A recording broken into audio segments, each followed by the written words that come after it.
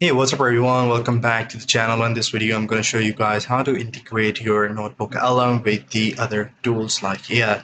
So, uh, if you're using a Google account and your NotebookLM is associated with a Google account, it's pretty easy without any sort of integration that you have to do. So, over here, I'll show you guys. I own this NotebookLM, this notebook, and I also have Gemini. On the left-hand side, you will see the navigation bar. In the navigation bar, you will see there are notebook LMs listed over here. So I just want you to see that you guys can see that the notebook is already mentioned over here. Like this is the notebook and this is the notebook. Same notebook is mentioned on the both sides.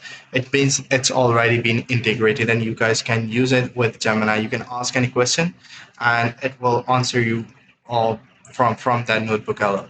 So it's pretty easy, pretty simple to the point. I hope you find this video helpful. See you in the next